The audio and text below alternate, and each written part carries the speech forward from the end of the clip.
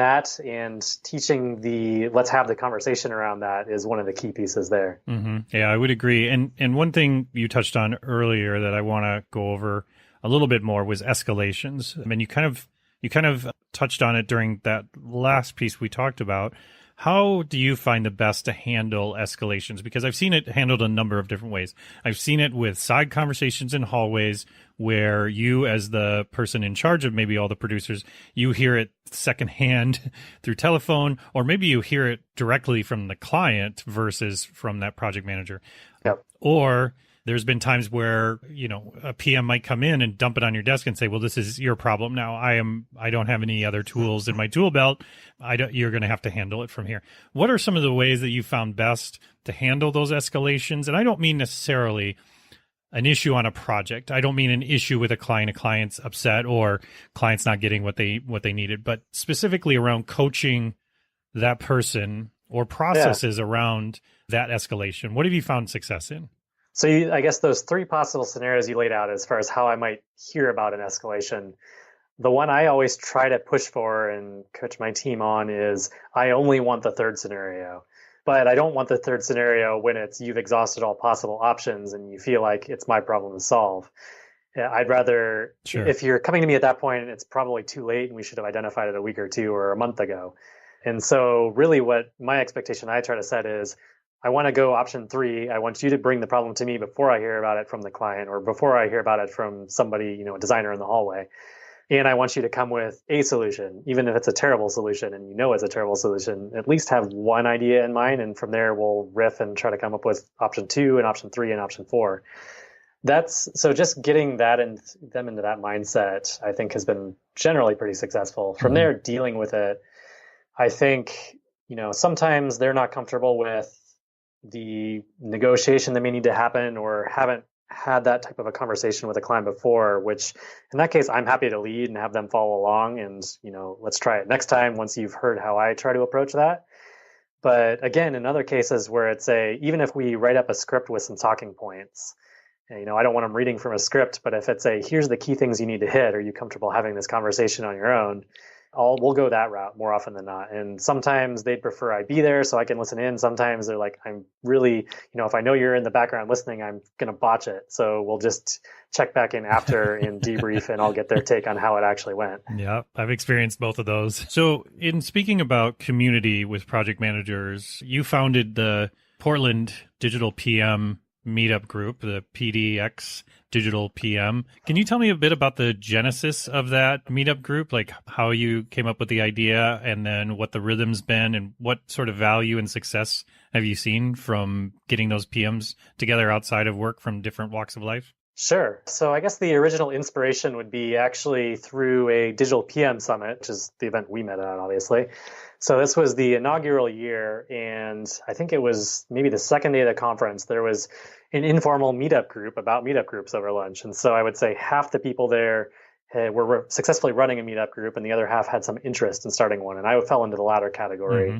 So that was a great question and answer session around how are you actually making this work?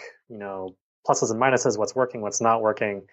And that was kind of the kick in the pants that I needed to make something happen in Portland. So I went and basically, to get it off the ground, I reverse engineered email structure for a whole bunch of different organizations in town, primarily agencies, and just, picked off from LinkedIn at least a few at each organization in town, said, hey, I'm starting this group up. Would love it if you join the mailing list. Did that with probably 200 people and got a turnout at the very first meetup of probably 50, 60 people. And from there, it's been really self-sustaining. We've had monthly events, monthly to quarterly events, I would say. We've had great response from a lot of the agencies in town who want to host. And that's part of what's been successful about the group is just recurring. We almost always a new host. And so new agency to check out, brings in new project managers, producers, account managers, product managers from that organization, but also brings people who are interested in learning more about that organization. So I think it's also been really useful. It's been useful for me and for attendees to kind of have a little bit of a safe space where, I mean, it's something that I think you probably experienced, that I experienced at the larger national summit of, oh, these are my people. Everybody here speaks my language and knows my pain. And so it's that just on a smaller scale on a more regular basis. If people out there want to do this, start their own meetup groups, what's some of the advice you would give them that would help them out? Yeah, sure. I think a couple of big things are think bigger than just the agency community. Digital in-house at larger corporations is very common today, and the roles are very similar, if not identical in some cases. So definitely look, when I got the group started, I spammed agency contacts to some extent, and that was successful. But really beyond that, I think it's actually worth having the balanced perspective of what does this role look like when you're in a larger corporation versus a smaller versus a large agency, and really trying to mix it up because there's valuable perspectives there.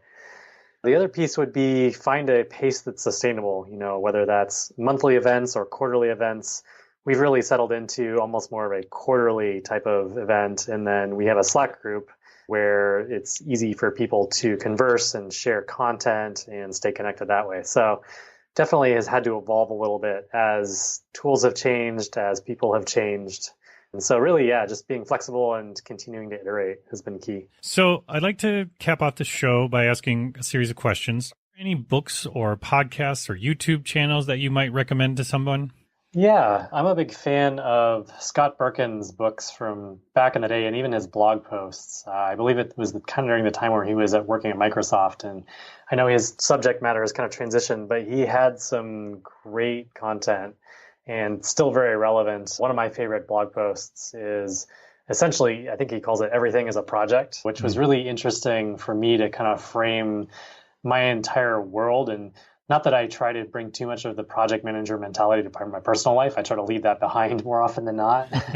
Sure. But especially when it comes to the working world, thinking of everything as a project with concrete deliverables and a schedule and a timeline can really help people frame success outside of their day-to-day working on client work or working on things that are clearly projects. So that one's definitely worth checking out. That's great. Beyond that, obviously, big fan of the Bureau of Digital stuff, whether that's their events.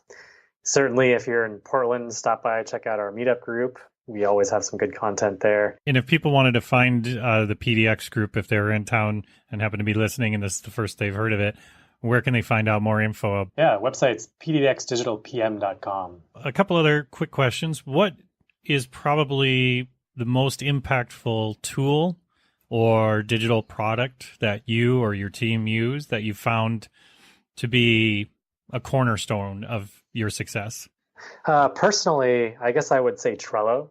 It's such a flexible tool with its notion of boards and lists and cards that there's 100 different ways to organize it. And so I've kind of used it as my own personal to-do list and backlog for a number of years. I've successfully managed agile projects with it. I've successfully managed waterfall projects with it. It's not necessarily as robust as some tools, but especially when you need a flexible tool that's simple to manage things that aren't overly complex in nature.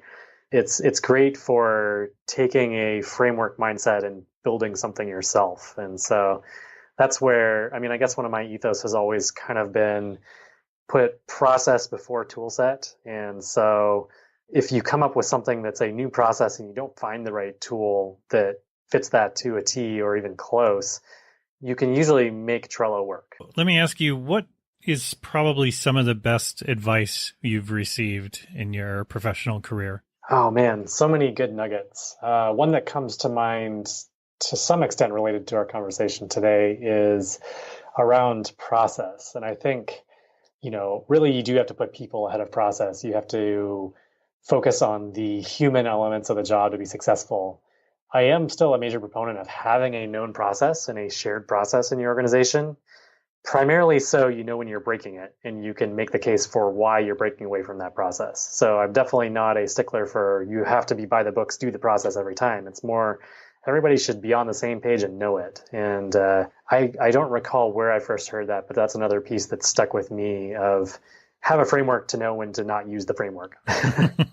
That's really good advice. And so one last question.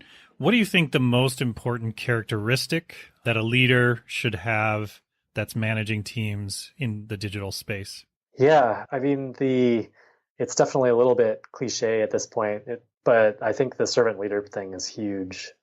It's a role where you both have to be able to set direction and have the experience, deeply have the experience yourself to be able to coach and negotiate some of those hard situations.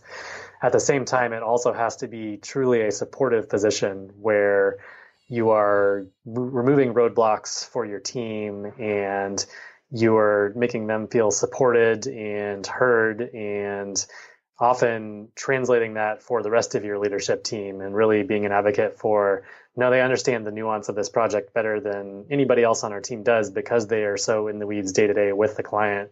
We need to listen to that and we need to respect it.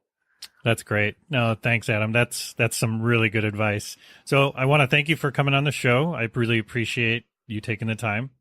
Yeah, thanks for having me. And if people want to find out more about the meetup, they can go to pdxdigitalpm.com. Is that correct? That's correct. Okay, great. Well, again, I really appreciate you taking the time, and I've really enjoyed talking with you. Likewise. It's been great. I want to thank Adam for taking the time to talk about his experience. And if you want to learn more about the Portland Project Management Meetup Group, go to pdxdigitalpm.com.